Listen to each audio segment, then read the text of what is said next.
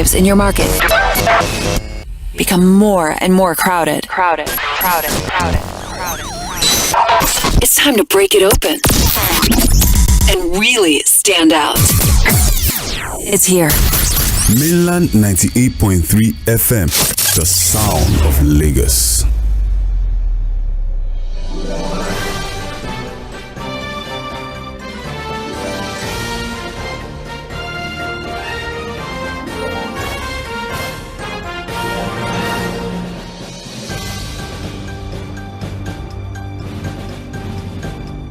All right, good morning and welcome to Trends in the Papers on 98.3 Mainland FM, the sound of Lagos.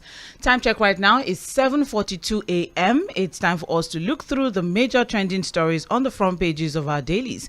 And yes, apologies, we're starting a bit late this morning, but well, I guess we are in the mood of the festivities. It's going to be a beautiful day. Fuhad has promised so much and we are so expectant.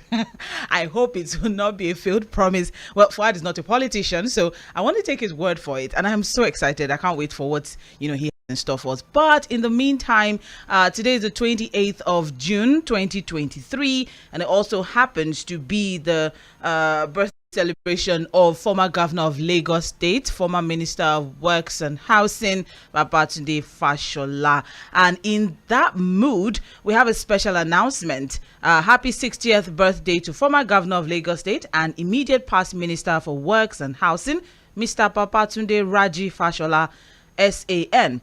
And this message is coming from Alhaji Muniru Saheed Kedis. He's wishing Mr. Fashola many more years in good health, wealth and wisdom. Again, very important. This message is coming from Alhaji Muniru Aremu Saheed Kedis, former member Eagles Club, Billard and Snooker section. That is a happy 60th birthday to former governor of Lagos State and immediate past minister for works and housing, Mr. Babatunde Raji Fashola, SAN.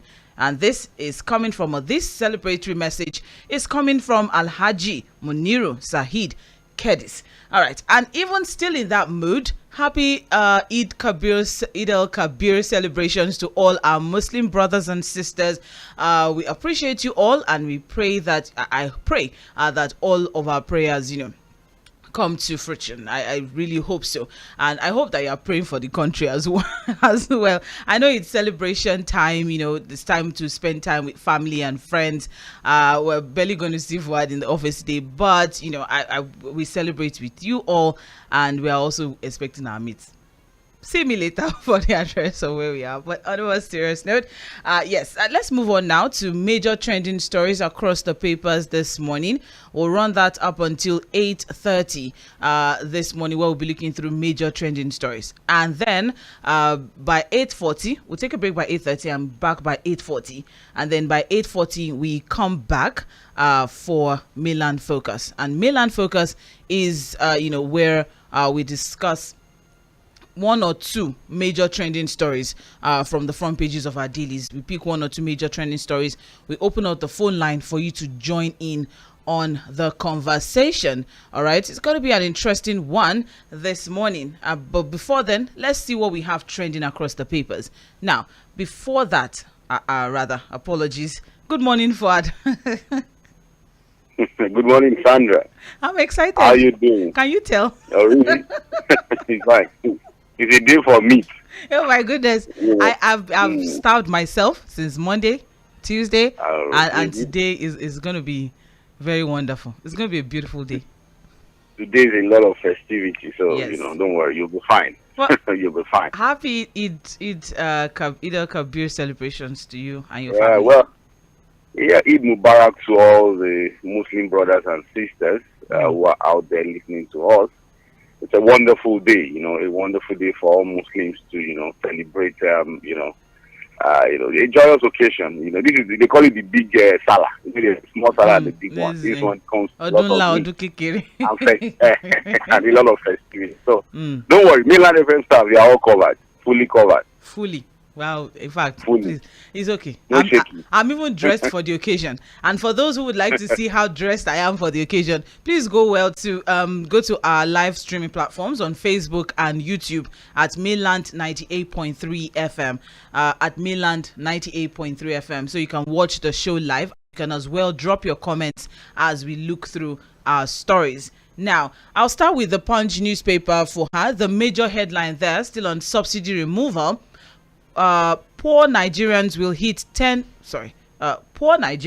hit 101 million without palliatives, and that is coming from World Bank. And we have riders to that. It says governors, IMF back subsidy removal, demand cash transfer scheme for poor Nigerians. We also have another rider that says CBN measures failed to tackle inflation in first 6 months of 2023. World Bank insists. So Fuhad, this is a projection that I don't think it's something that should be a shock to anyone, with all of the hikes that we have been hearing, or we have been exposed to in the past few weeks, from the day that the president was inaugurated into office till up until now. There have been one thing or the other that seems to be inconveniencing Nigerians at this time. So for what I'm not going to lay them all out. We have the fact that there's fuel subsidy removal, and there are indications that even the price that we have now could go up in the next 2 to 3 weeks. Because, someone was asking the question that if the stock that NNPCL has now, if we run out, they have to buy more, and then buying more then would incur more cost. So, it just, makes sense that things will keep going up. And then we also have, some high electricity hike that basically taking subsidy off of a lot of key sectors in the economy. So what would you say now as regards this projection by World Bank that says that if there are no palliatives, given, poor Nigerians will hit 101 million? Is it possible now that should we now start asking for palliatives now? Is that the next step now? Or is this something that's inevitable? Whether there's palliative or not, people are going to have to suffer dire consequences of the decisions of the federal government. Well, when it comes to the issue of palliatives, I always have my doubts. And when I say doubt, I have my worries too as to what exactly we mean by palliatives. And I'm talking in the context of palliatives that would reduce the suffering of Nigerians as a result of this subsidy removal. Now, in one breath, the World Bank, IMF, and all of these foreign financial agencies are praising the decisions of the government to remove subsidy. In fact, it has always been their recommendation. But again, I would think that and that's always been the debate, really. I always think that, look, before policies are announced, before decisions are made, especially when it comes to the interest of the ordinary people, or things that will have far-reaching consequences on the living standards of the people, it should be a decision that you engage stakeholders with. You think it through properly, and have a resolution. I always say it in management strategy is called start to finish. When we start this, where are we finishing it? Where do we end it? And that's always been the problem now. The government was very quick, to announce the removal of subsidy. The president, in his inaugural speech, I guess while trying to prove to Nigerians that he's a president that will be ready to stand by his word, announced the removal of subsidy without any plans. And that's the problem. Without any plans, I've always said it, even before the election, Sandra, if you remember, that look, there's this consensus amongst all our politicians, irrespective of the political party, that subsidy should go. The big question has always been how. And I always ask that question then, that look, is the government ready to face the consequence of Nigerians buying refined fuel, PMS, at over 500 naira per litre? They talked about subsidy removal on diesel, and I said, look, that does not affect all Nigerians. They talked about subsidy removal on kerosene, and I always say that, look, that does not affect all Nigerians. But when it comes to PMS, there will be dire consequences on every Nigerian, mostly the vulnerable Nigerians. Look, we are talking about 101 million Nigerians to be thrown below poverty line, deeper into poverty. But look, the same World Bank already gave us a projection that, look, over 133 million Nigerians are faced with what is called multi-dimensional poverty. So it's not just that they are, under the poverty radar. Exactly. It is multi-dimensional, and that's a big word for me. So, look, the same IMF and World Bank are still insisting that the best palliative, to reduce the suffering of Nigerians at this time is to do cash transfer. And I said that is completely ridiculous. Where do you start? How do you start? How do you even define vulnerable Nigerians? Okay. During the Buhari era, they already told us that there's a list. They told us that it's one social something. Yes, from the disaster management office. I shall know they say there's a list, and the idea was that they will be doing a cash handout of 5,000 naira, targeting 50 million Nigerians through 10 million households. You understand? So you ask yourself, how do you want to run that? Who is regarded, or who do you regard as a vulnerable Nigerian now? And so and then after the 5,000, what happened? The 5,000 you are talking about can only buy 10 liters of fuel at this time. So the reality is that, look, the government took this decision without thinking it through, and that has always been the problem with governance in Nigeria. The lack of capacity to think policies through before they are announced. That has always been the problem. It's not that we are short of ideas or policies, but in every of the policies that has been announced, you always see that the government has not thought it through. And that's the same problem we're having with this subsidy removal. And that is why up till now, the government cannot even bring anything to the table. Look at the negotiation with Labour. They had to, somehow they were able to coerce Labour to accept the fact that they needed more time. And so they gave a timeline of 8 weeks. But the question is, what is in it now for the ordinary people? What exactly are they bringing to the table? Unfortunately, Sandra, the easiest palliative that could have come, the easiest one, could have been through transportation, public transportation. Okay. That would have been the easiest palliative, through public transportation. But you know the problem? We don't even run a structured public transport system in Nigeria. If it was in other climes, where they have the tram, the monorail, the bus rapid transit system running across different cities and all of that, it probably would have been easy to say, okay, on all the public transport platforms in our country, we are reducing the cost of public transport fare by 50%, and that will go around. But here, there is no structured public transportation system. So how then do you run a palliative through a non-structured system? Are you going to use NURCW or the MCOLU or more? So we are actually, and that's why I keep saying that Nigeria should be prepared. Apart from the fact that in my mind, I don't think there's anything to be brought to the table to quickly assuage or reduce the suffering of Nigerians at this time. The problem again is that there's no structured system to put any palliative through that would, reduce the suffering of Nigerians. Sandra, if you hand over any money to public officials or politicians to give to Nigeria, you remember the COVID palliatives. What was the end? What happened to COVID palliatives? It was hoarded. Eventually, it was what? They were hoarding it. Was it not until when people started breaking into warehouses that they discovered that most of the governors, senators, House of Reps members, and all of them were actually putting palliative that was supposed to be distributed to the people? And some of those things got spoiled, actually. But Fuhad, with what all of this that you have mentioned now, so is there no hope at all? There's nothing that can be done. I know you mentioned transportation, yes, but then there were some suggestions that came up yesterday as regards Rams, Rail, the BRT system that we have here in Lagos and all of that. If there is some sort of intention, if you have determination or intentions, don't you think that we can actually make things a little bit easier, or is it a dead end for Nigerians? Sandra, do you want me to tell you the truth, or you want me to give you half truth? Truth and nothing but the truth. Not half truths or white lies. Not white lies. The truth. Okay, let me tell you the truth. Okay. It's only in Lagos.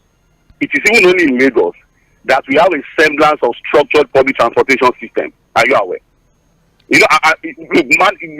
I'm choosing my words carefully. It is only in Lagos that we have a semblance of a structured public transport system. Because what we have in Lagos is not even a structured one. Look at the bus rapid transport system we have in Lagos. Is that the way it's run in other places? Where people have to wait for 2-3 hours. There are no times, there are no times that you can say, okay, this bus will arrive at this time. The buses are not well maintained. The BRT lanes are not well maintained.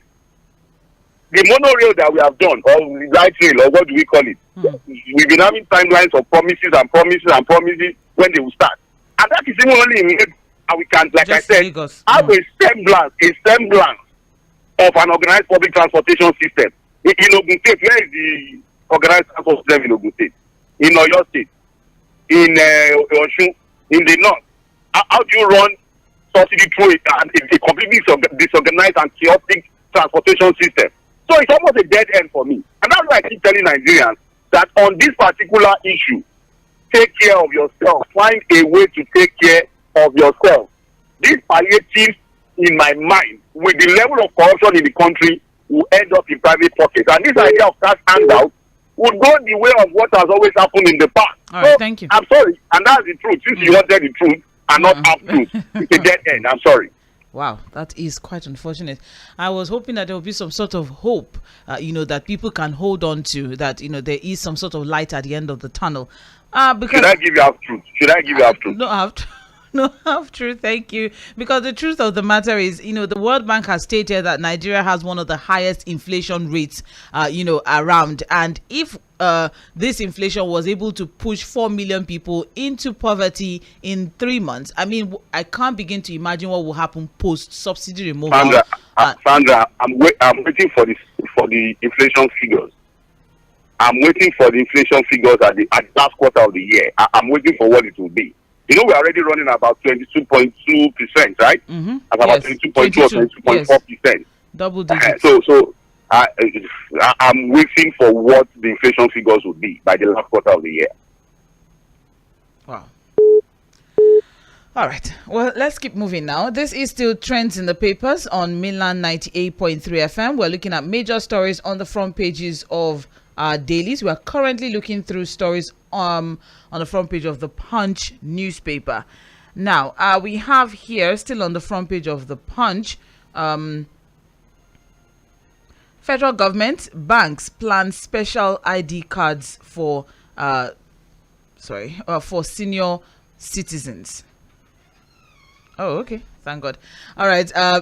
Federal government banks plan special ID cards for senior citizens, and that story is on page 26 of the Punch newspaper. So just very quickly, what we have is that the federal government met with officials of deposit money banks, or commercial banks as we all know, or as we all call them, and other related institutions in Abuja to plan for the production of functional 3-in-1 identity cards for older citizens across the country.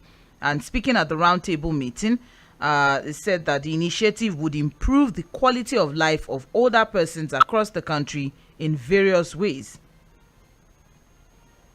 What? A multipurpose card improving the life of senior citizens. What are your thoughts? He said in various ways. I'm trying to, see, because what I have here is what does the card do? Funding to improve the lives of seniors? Funding possibilities for the production of functional and seamless identity cards for senior citizens, providing equal opportunity for all to contribute their perspectives and ideas to the national project.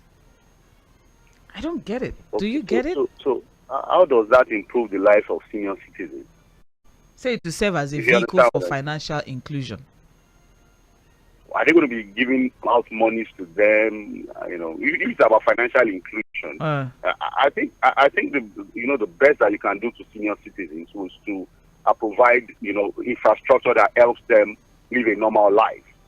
In some other times, what you find is that there are people who go there to take care of them. Maybe they are regularly giving foodstuff, maybe some form of transfers. Monies are given to them as a form of social benefit. And I think we can also create parks where senior citizens can take a walk, take a stroll, sit down there, maybe engage with themselves. So I think it's more about infrastructure and some form of social security in terms of maybe funds and facilities and some goodies. There's a way you can begin to, take a list of our senior citizens and ensure that, they are well taken care of. But this idea of ID cards and financial inclusion is not completely clear to me, and so I just want to leave it at that. Well, according to the Director, Active Aging and Support Services, Kayode Fagbemi, the ID card is expected to provide unique benefits to the senior citizens in the following ways. The cards will be multi-purpose cards, as they will serve as national identity cards, bank card, and senior citizen card. It will contain vital information about the senior citizen. For travel benefits, senior citizens should be able to enjoy concessions on railway tickets. Separate counters or queues should be made available for booking tickets. Airlines should be able to offer discounts on domestic flights. I think should be or will be. Should be or will should be able. I'm quoting him. He says should be able. So there's no, they're not working with this airline on anything. So it's just a projection. Are they going to pay the airlines? Is this one of subsidy for senior citizens? No. I think they should be clear about this, and hopefully, we need to ask: are these ID cards going to be free? How then do they take the list of senior citizens? Is it a form of subsidy for senior citizens? Like, look, if you are a particular age from 60 years and above, public transportation will be free for you. When you enter the rail lines, it's going to be free. If you are going to travel by air, or maybe it's going to be 50% charge. Will the government ready to take care of things like that and pay for it? I doubt it. But again, I don't know. I don't know. Okay. Well, according to Mr. Fagbemi, he said that the ID card is for senior citizens of Nigeria above the age of 60. So Fashola is now a senior citizen. It's okay. So above the age of 60, still 60. Well, his hours above 60 now because it's past 12 a.m. So these benefits include discounts that will be placed for older persons from pharmacies, restaurants, services such as transport, hospitals, and many more. So I don't know. I'm thinking that maybe they are going to work with all of this. Pay for it? That's the big question now. Who is going to pay for it? Because the restaurants and hospitals can't run at a loss. Huh? That's what I'm saying. That look, you go into a restaurant as a senior citizen, you present your ID card. You are taking a meal of 1,000 naira. Who pays and it's going to go at a discount of maybe 30-40%? Who takes care of that discount? And how do we disburse the funds? All right. Okay. Thank you very much, Fuhad. More details on page 26. We're moving very quickly now. We also have here more multinational manufacturers are planning to exit Nigeria, says Manufacturers Association of Nigeria. Fuad, this inevitable or avoidable? It's avoidable, really. It's very avoidable. But we're in a situation where it's now inevitable. Very avoidable. Okay, I like the way you use my words against me. Okay, carry on. It's avoidable if we are able to do the right things, Again, I keep saying that, look, where we have found ourselves at this time is as a result of what we have not done in the past. The things that we should have done in the past that we didn't do. And every of those things came out of what I can call chronic corruption. The extreme corruption in our system. Look, Nigeria have always made money. Before now, there was the Gulf oil windfall during the Iraqi-Iran war. And Nigeria has made a lot of money. But then we had the military junta of IBB. Up till now, nobody has asked him questions what we do with our oil windfall. And here we have from 1999 till date. There was a time that the oil was selling at about $160-something, $170-something per barrel. And we made a lot of money. What did we do with it? We're not able to fix electricity, which would have been our major priority. Sandra, is it not a shame that from 1999 till date, we are still in a situation where we are talking about Nigeria hovering around 3,000 to 4,000 megawatts? We've not even been able to generate enough. We say Nigeria is the largest economy in Africa. And countries like Egypt, South Africa, are already being over 40,000 megawatts of electricity. And here we are struggling with 3,000, 4,000 megawatts from 1999 till date for certain governments. Until now, there are still questions about $16 billion that was spent on the electricity sector under Obasanjo. Nobody has been able to probe that. And here we are now, we are removing subsidies. we are increasing tariff. Manufacturers are going to leave Nigeria. In fact, they have been leaving. Now they will live in droves. Where are the big companies? Dunlop, big companies. A lot of them relocated to Ghana. Sandra. Mm-hmm. It was a shame that, look, go to our industrial areas, go to Oregun, go to Ilupeju. A lot of them have been turned to religious houses. When manufacturers could not cope, they had to leave the country. And the Manufacturers Association of Nigeria already telling you that where we are going with the issue of forex, with the issue of power, with the issue of subsidy removal, manufacturers are going to be choked. And for those who want to survive, they'll be looking at alternatives. And maybe some of them will shut down, some of them will downsize, or leave the country completely. And that's what they are saying. And that's the reality. It's avoidable, but unfortunately, we are in a situation where it is inevitable. Thank you very much, Fuhad. As it is now, more international manufacturing companies may leave Nigeria and site their factories in other countries should power distributors implement the planned hike in tariff payable by consumers from July 1st. And they stated that some have already left as a result of the power crisis, coupled with the unpredictability. Wow, this is interesting. The unpredictability of the country's foreign exchange rate before it was I just mentioned it. Mm-hmm. Just as you have mentioned. As it is now, the President, Nigeria Consumer Protection Network and Coordinator, Power Sector Perspectives, Kunle Olubiyo, explained that Nigerians might pay between 150 naira per kilowatt to an hour to 300 naira per kilowatt hour once the discos hike electricity tariff from I think we are doing about 50 naira per kilowatt now. As a yes. The amount. So that's almost that's almost 150 increase. All right. Well, as it is now, it's just, as you said, just an unfortunate thing, because it says here now, if you spent 144 billion naira on alternative energy sources in 1 year, you can only imagine the impact which that will have on the cost of operations. So the manufacturing business in Nigeria is affected by so many factors. Energy is a major one. Well, Fuhad, just as you have said, yes, it is unavoidable, but we have gotten to a situation where it is now inevitable.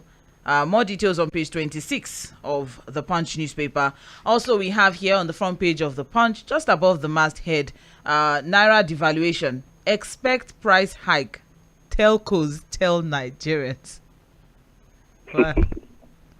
Okay. What you call both bars from every angle. Every angle. You know they said. You know why the telcos will tell. I'm with you. No, just read the story first. Read the story. But you know the both bars from any. The poor can't breathe. You know what? At this point now, I think it's let the poor live. It's no longer let the poor breathe. It's let the poor live. Let the poor survive. Let the poor survive. So telco firms have said they are working with their regulator, that's NCC, Nigeria Communication Commission, to review the prices of their services to reflect prevailing market realities, especially the recent unification of the foreign exchange market. Forex. Did we think that policy through before we announced it?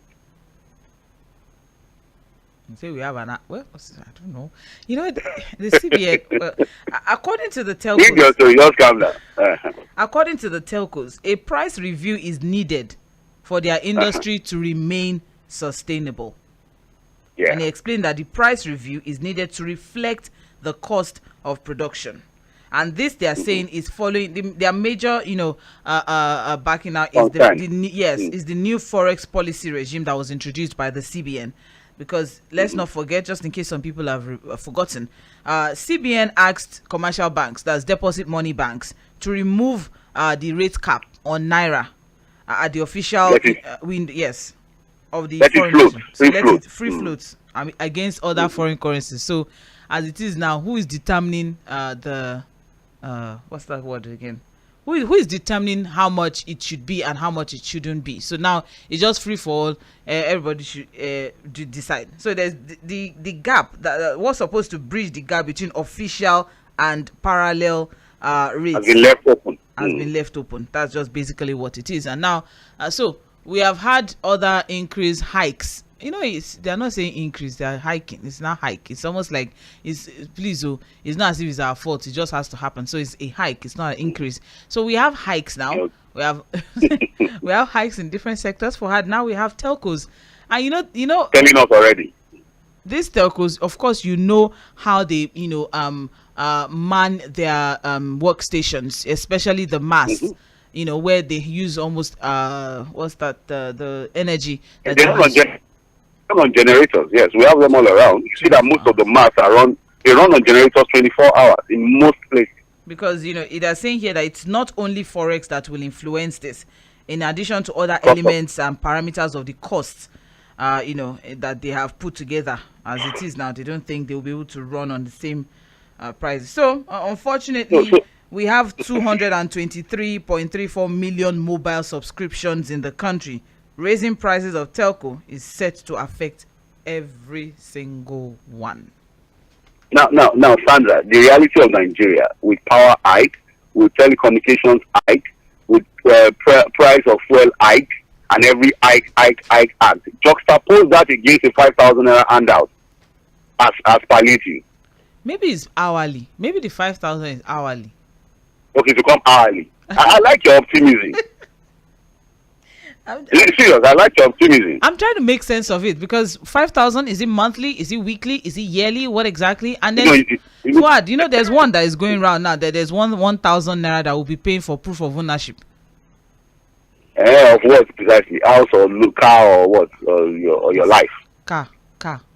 Proof of ownership certificate on your car. You know what, Sandra? Lagos has started. And I'm sorry that we're sounding this way. It's supposed to be a joyous occasion. We're supposed to be in a very good mood. And I think that's why, for Nigerians who are listening to us this morning and see us take some of these things with a bit of comic relief, the reality is that we can't kill ourselves. We just have to find a way to cheer ourselves up. But we're in a very bad place. And that's the reality, Sandra. We are in a very, very bad place. And I don't know. And that's why, again, I'm a bit taken aback when I see the president take so much pride in his recent decisions. I'm not blaming him for taking those hard decisions. He has always said it. But I think that, look, instead of him boasting about taking those decisions, with what has now happened to Nigeria with the poverty level and all of that, I thought that, look, whenever he makes comments about those bold decisions he took, he should come with some level of sober reflection. If you understand what I'm saying. Not to go out there and say, I was able to do it. Even my aides were surprised. See it as if it was an achievement. And I said that, look, yes, we've gotten to a place where some of these hard decisions, were to be taken. But we should see it in the body language of the president. We should see it in the body language of his state. Look, I ask myself, when I see, for example, when the 10th National Assembly election was done, and I saw these people jumping up and down, feeling so happy, making statements and cheering, and I'm like, you don't do no one. You don't do no one. What is the cause for happiness? With the level of poverty in the country, with the level of indebtedness in the country, what are they? And that's why the National Assembly elections, you say that, I always said it, that look, I'm not interested. Anybody can become whatever they want to become, whether a party becomes any president or not. My concern is that, look, where is the dividends of democracy?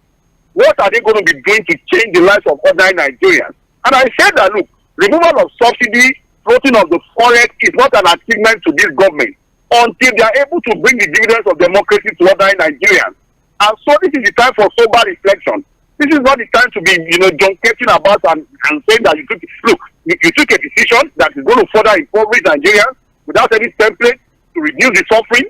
And if that's an achievement, it will only be an achievement when we now begin to see the dividends of democracy and we can pull more Nigerians out of this multi-dimensional poverty. So, God, you're listening to Trends in the Papers on 98.3 Mainland FM. We're looking through trending stories on the major trending stories on the front pages of our dailies. We're just through with the Punch newspaper, and that conversation was around the fact that Naira devaluation, expect price hike. telcos tell Nigerians. And that story is on page 26 of the Punch newspaper. Now we're moving on to the Guardian newspaper. Don't forget that we're live on Facebook and YouTube, so you can join in the conversation by dropping your comments in the live chat section. Now, moving on to the Guardian newspaper, the major headline: inflation and subsidy removal. 7.1 million Nigerians may become poorer as families face 5,700 naira monthly loss. So what we have here on the front page of the Guardian is quite is more extensive than what we had from the Punch. I know we've already discussed this, but just something a little off here. Nigeria's multidimensional poverty index (MPI) by states, and according to what we have here, it's red in some places. So this is very unfortunate. But I think we can all get the key indicators. We can get all of this on the front page of the Guardian newspaper. We have here the fact that GDP growth is just by a mega 2.3%. We are targeting 6%. Yes. without this blah. Bula. The government is targeting 6% GDP growth. This boo that we have. Let's go. Exchange rate at this time now is 731 naira to a dollar. That's the dollar. The pound is over 1,000 naira now. That's someone should just send me like £100, man. I'll just ball. We get uncle. As in, crude price $73. That's what we have. Yeah, $73. So that is the reality of a lot of Nigerians now. Inflation will definitely go up. We're already on 22.5 or 22.7 or so percent inflation. 22.4. Thank you. Thank you very much. So we're already on 22.4%. We are servicing our debt with over 2.4 trillion naira. We have a debt profile of 81 trillion naira as of June 2023 because we are still going to the end of the year. So we have some good news this morning, Sandra. Check the papers. Good news. Today is Raji Fashola's birthday. Apart from that, Let us see whether we can get some good news out. More details of that on page 6 of the Guardian newspaper. Inflation and subsidy removal. The fact that all of these realities is going to push even millions and millions of Nigerians way beyond the poverty level. Now we have Nigeria's multi-dimensional poverty index, and you have the MPI value ranges from 0 to 1, with 1 showing higher poverty rates, and then we have about 7 states are on red as it is now, almost at 0.5 as it is now. So all of the details on page 6 of the Guardian newspaper. Anyways, so what we have, moving away from that, we have, despite hitches, Nigerians join 2 million pilgrims and pray at Mount Arafat. That's a good news, isn't it, Fuhad? That's good news. Yeah, good news. Good news that we are still. The spiritual part of our life is not disrupted in any way. Nigerians are still able anybody to. Needs to pray. Is Nigerians. Sandra, when you get to a position like this, the only option would have to be to look up to God. Yes, sir. So I think that's the motivation for Nigeria. So I think everybody just has to look up to God, and we want to, congratulate our Muslim brothers and sisters who are able to make this year's Hajj. And I'm sure that one of their biggest prayer points would be to pray for the soul of the country, so that at least Nigerians can continue to we just need to breathe, we need to live. So again, I think we are in a place where we just have to look up to God now, Thank you. More details on page 3. Now moving on to what I was trying to bring to the attention of Fuhad just the other time. Motorists to pay 1,000 naira for proof of ownership certificate from July. That is on page 5. So just in case you are also just hearing about this, let's give you details. So from next month, private and commercial motorists are to pay 1,000 naira fee for proof of ownership certificate. Hitherto, the document was issued for free to buyers of new vehicles by FRSC.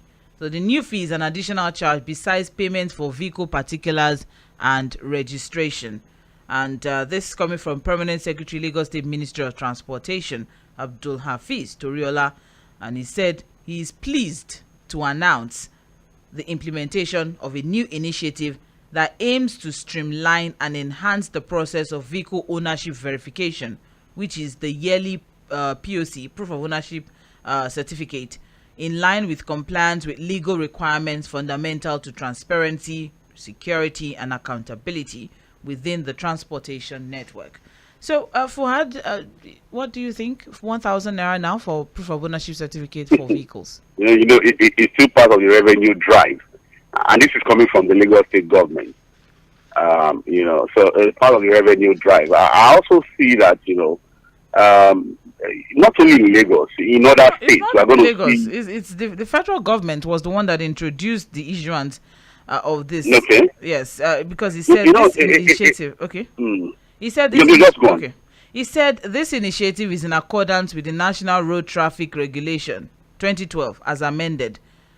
As it is, I think maybe Lagos now. I don't know. I think maybe Lagos now is now taking it up to something that it need to do. But it's a federal government initiative.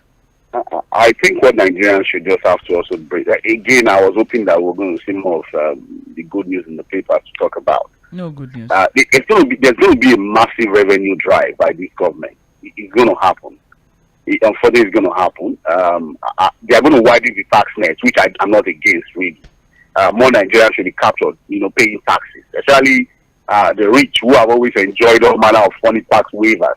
I think those waivers have to stop, and we have to bring more people to pay the appropriate taxes to government.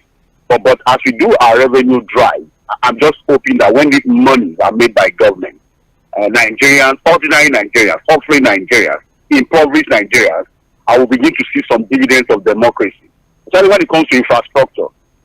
When it comes to power and some other things that could better their lives. That's just the whole thing, because again, the government is running after everything now to make money.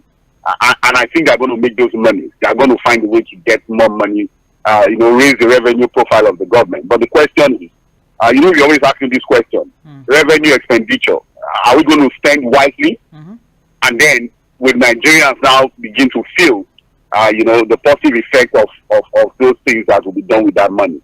That's a big question.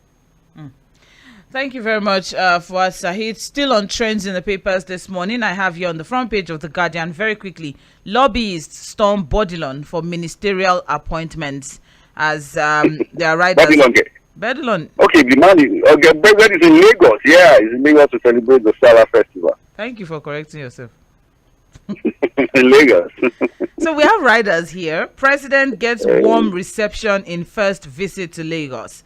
I'm working on solutions to curb hardship, says Tinubu. That's the president. So the president arrived in Lagos yesterday. He's back from London following his trip and all. And politicians lobbying for ministerial appointments now have temporarily relocated to the Ikoyi axis of Lagos to celebrate Eid al-Kabir with the president. I can't imagine how many politicians we have in Lagos right now. The hoteliers are making a lot of money now. So, but then, Fuhad, I think this is expected. It's not new. It's normal. It's because we are yet to get, the ministerial list. Yes, you don't think it's normal that people would jostle for ministerial appointments? Well, it's normal, in the political space. Okay. Again, we've been analyzing the reports that look, there's a lot of infighting even within the APC. The politicians are already, lobbying, doing all manner of things, and that's why for some of us we think that look, when the minister list is eventually announced, it's going to be the same of the old same. Mostly, we're going to find politicians who have been able to justify why they should make that list, and justification of making the list will come from what I've been able to do to the party. A lot of these ex-governors are going to make that list. And for some of them who are not able to make the list, they probably would nominate people to stand in for them. So don't be surprised when you see ministers who are placeholders in that list. I'm telling you, there are probably some of these governors who feel, okay, I don't want to become a minister, but hey, I'm going to nominate these persons and all of that. So for people, look, the farmers just told the president over the weekend, please, choose a professional, not a minister as minister of agri. And if the people in the agri sector are that worried, you should understand what people in the power sector will be thinking about now.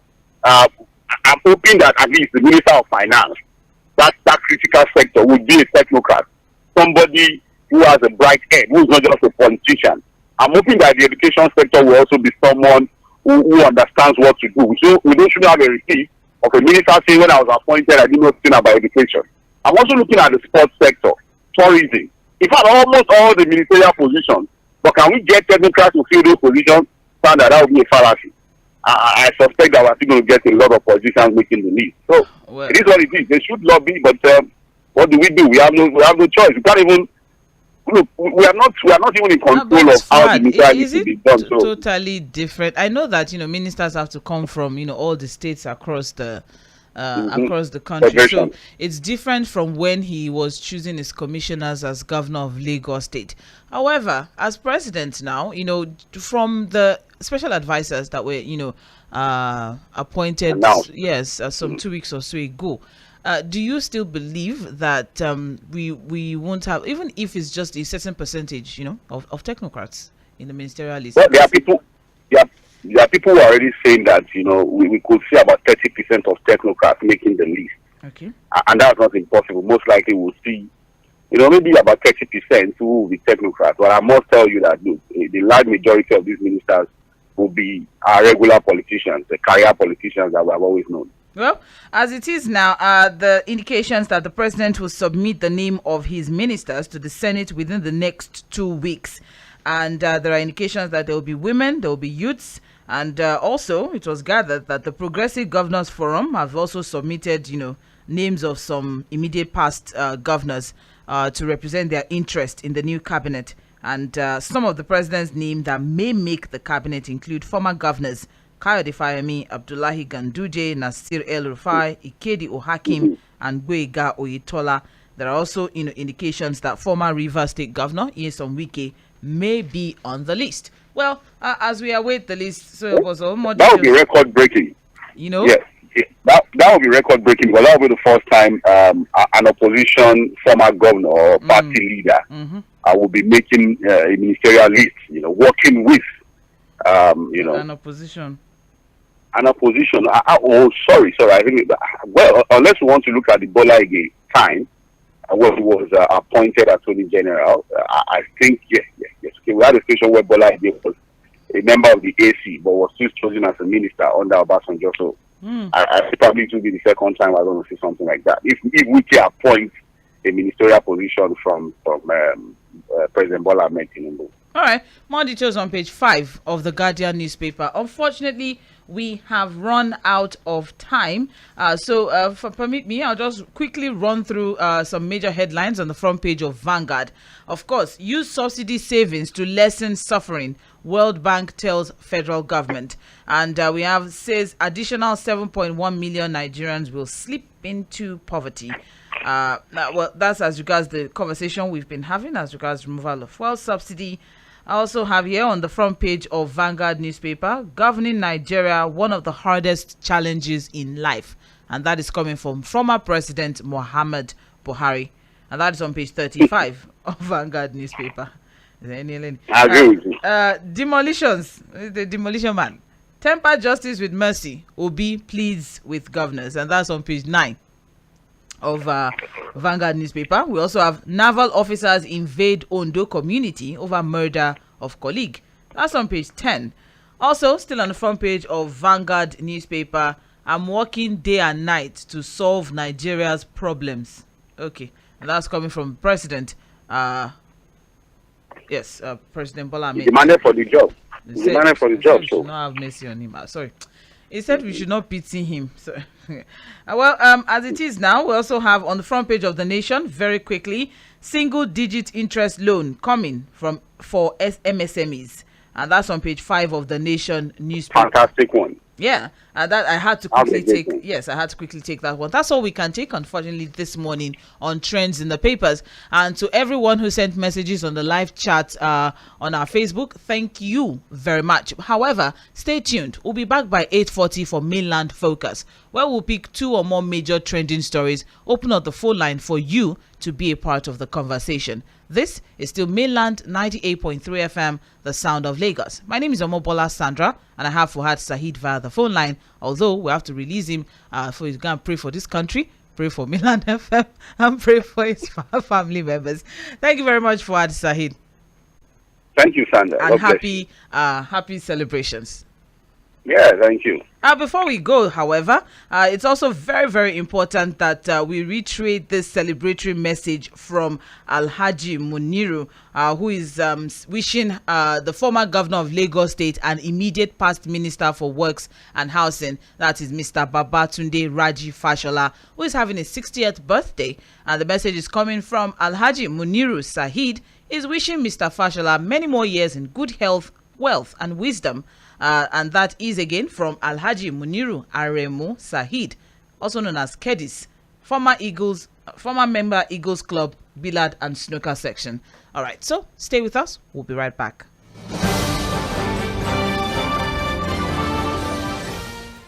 98.3 FM.